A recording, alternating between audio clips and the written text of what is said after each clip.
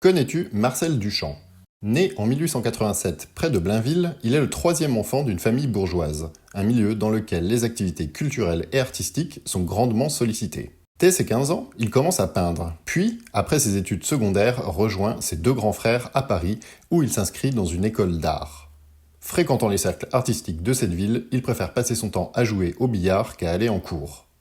En parallèle, pour pouvoir vivre, il publie des dessins satiriques dans plusieurs journaux.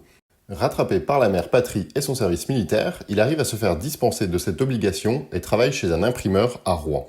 À son retour à Paris dès 1906 et pour plusieurs années, il se met à peindre ses premières œuvres importantes. Celles-ci témoignent successivement de l'influence d'artistes fauves, cubistes et futuristes qui sont à ce moment des nouveaux courants délaissant la représentation fidèle de la nature et des sujets. C'est dans ce climat qu'il peint une de ses premières œuvres qui va faire parler de lui, mais également avoir un impact important sur sa façon de travailler. Son titre est « Nu descendant un escalier numéro 2 ». Présenté au Salon des Indépendants en 1912, le tableau pose problème au comité d'accrochage. En effet, il ne correspond pas vraiment à ce que les cubistes veulent montrer. Il est jugé trop futuriste, notamment à cause du mouvement que la représentation suggère. C'est donc blessé, mais sans discuter, que Marcel Duchamp retire volontairement son œuvre. Il comprend dès lors que ses créations n'ont pas leur place dans un mouvement artistique et qu'il devra faire cavalier seul dans le monde de l'art. Après cette histoire, Duchamp délaisse la peinture et se met à chercher de l'inspiration lors de divers voyages. Il se met en marge des cercles des artistes parisiens et s'intéresse plus à la littérature. Déclarant la peinture morte, il va dorénavant s'intéresser aux objets, aux mécanismes, à la physique et aux mathématiques pour traduire tout cela dans son art en produisant des structures vivantes. Il commence à travailler sur le grand verre, qui sera son œuvre ultime et qui prendra des années à être achevée.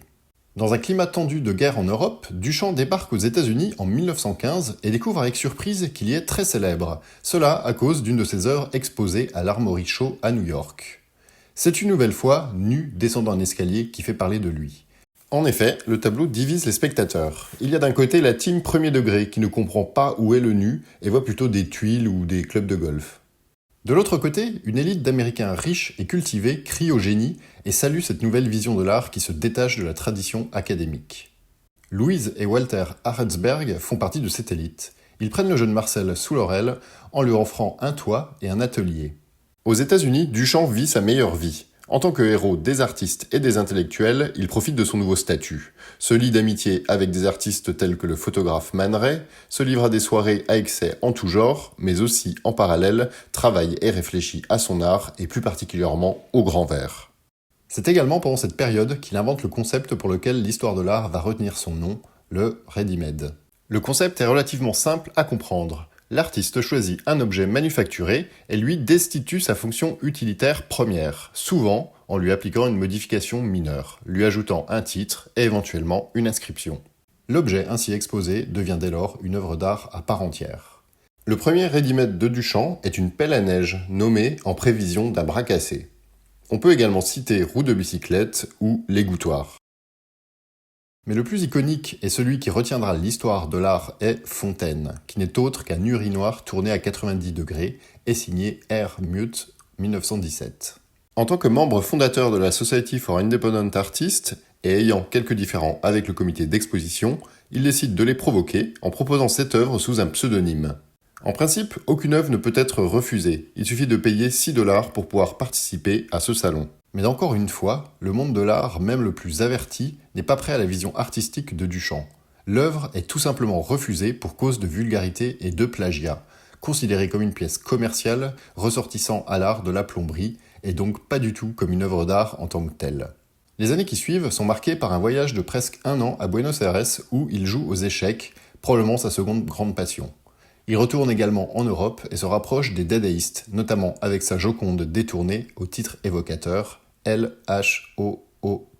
C'est enfin en 1923 qu'il cesse de travailler sur sa plus grande œuvre, La mariée mise à nu par ses célibataires, même. Titre généralement raccourci en Le Grand Verre. L'œuvre est très complexe à décrire et à expliquer. J'y reviendrai peut-être dans une prochaine vidéo uniquement consacrée à ce sujet. Par la suite, c'est-à-dire après 1923, jusqu'au début des années 40, sa vie peut se résumer à plusieurs faits. C'est tout d'abord sa relation au jeu des échecs. Il s'entraîne sérieusement, participe à des compétitions et rédige dans des livres sur le sujet. Ensuite, malgré peu de production de sa part durant cette période, il reste néanmoins proche du monde de l'art. collaborant par exemple avec les surréalistes, participant à quelques expositions, réalisant des courts-métrages sous son alter ego féminin Air Rose, c'est la vie, mais aussi, excusez du peu, en jetant les bases d'une nouvelle pratique artistique dès 1942, le happening. Ce n'est qu'à partir de 1946, et cela pendant 20 ans, qu'il se met à travailler sur sa dernière grande œuvre au nom, une fois de plus, très alambiqué, étant donné 1. La chute d'eau, 2. Le gaz d'éclairage. Elle ne fut révélée au public qu'en 1969, un an après son décès. L'œuvre a beau être plus accessible et plus directe que le grand verre, le spectateur peut totalement passer à côté sans le savoir. Il s'agit d'une vieille porte en bois plutôt massive, semblant être rongée en surface par le temps, mais si on est observateur, on pourra noter 2 trous à hauteur des yeux. Si en plus de cela on est curieux, on pose le regard dans ces 2 interstices et on y découvre une scène assez lugubre.